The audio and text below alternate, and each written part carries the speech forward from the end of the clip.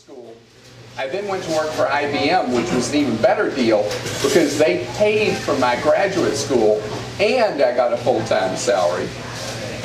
But they were long days because I'd work all day at IBM and then go to graduate school, but I was on a complete free ride.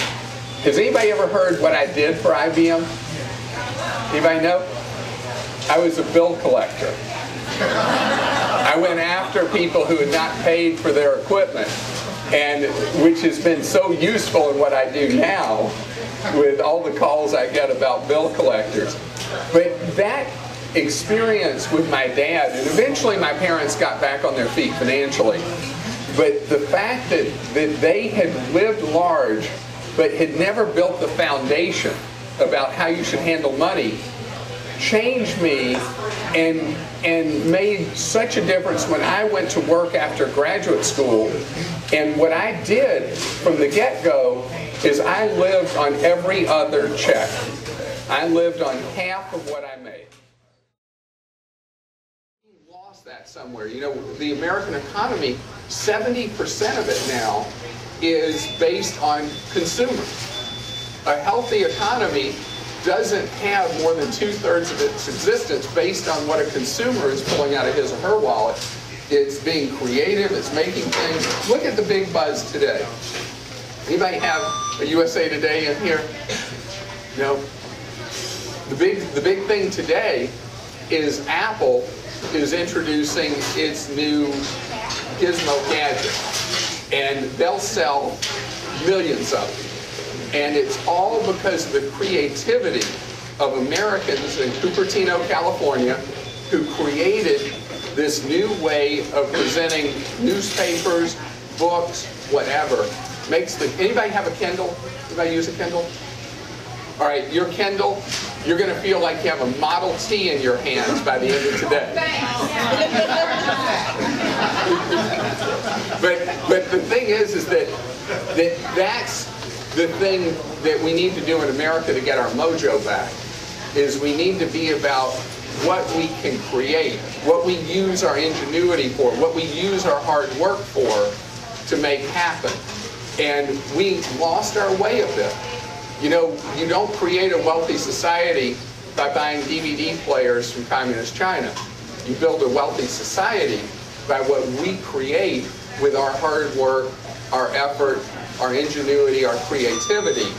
And that's what we're going to have to be about. You know, my career has progressed over the years. I went from doing a Sunday travel show first as a guest to then the host, to then doing a Monday through Friday show on a station in Atlanta called WGST, if you've ever heard of that. And I was doing a daily call-in show about money called Cover Your Assets. And I did that for a few years, and then I was hired away by WSB to do radio and television. And I started doing that in '91, and then in '98 I went into syndication. And I've been in syndication around the country for the last 12 years, and I actually own my show now. And so it's my syndication, and I deal with the success or failure, the profit or loss. The only year I ever lost money was 2002, because in the aftermath of the terrorist attacks. So the opportunities out there now? That's a great question. I'm dealing overwhelmingly now with being a firefighter. You know, when I was a kid, I was like every other kid. I thought I wanted to be a policeman or a firefighter. And I ended up being a firefighter as an adult without ever having to go work in a fire station, because all I do now is put out fires in people's lives. I mean, the questions and the sense of urgency from people now is, I mean, it's just really startling. And I'll tell you, some days I walk out of the booth after having been on the air, and I feel like the boxer who's been in the ring for 15 rounds with the world heavyweight champion beating my brains in. Because it really starts to wear on me when I hear one person after another who's dealing with just the most awful circumstances. And this has been an equal opportunity recession in that it has not mattered what level of education someone went into this recession with. Young, old, male, female, black, white, whatever, everybody has been hit over the head with a 2x4 in this economy. And I find that the people who tend to have higher levels of education have had the toughest time coping with the down economy. People who don't have a lot of education have dealt with insecurity in the job market their whole adult lives.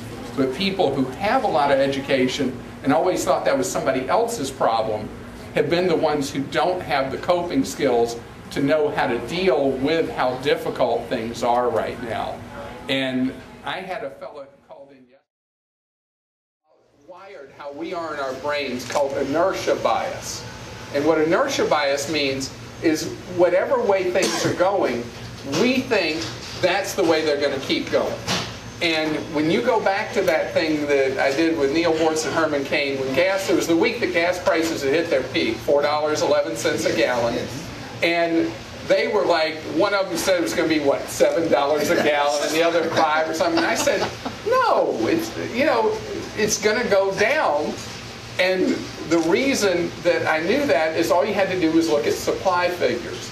You know, what had caused the price to run up 2 years ago was speculators and the futures markets. It was not about the fundamental of supply and demand.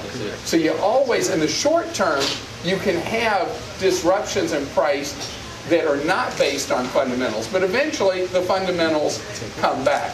So the thing in life is that right now, remember I was saying earlier how people think we're at a dead end? They think we're at a dead end because that's how things have been. You know, everything's been gloom and doom. Well, the thing is that you never know where the next road gets paved. And so don't ever take where things are and think that's where they're going to be going forward.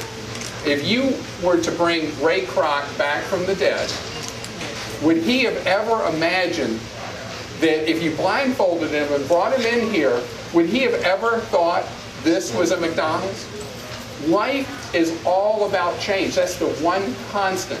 And that's why when somebody believes, oh, well, it's going this way, it's going to keep going this way. You gotta be prepared for all the turns that life is going to bring to you. Let's give Clark a big hand.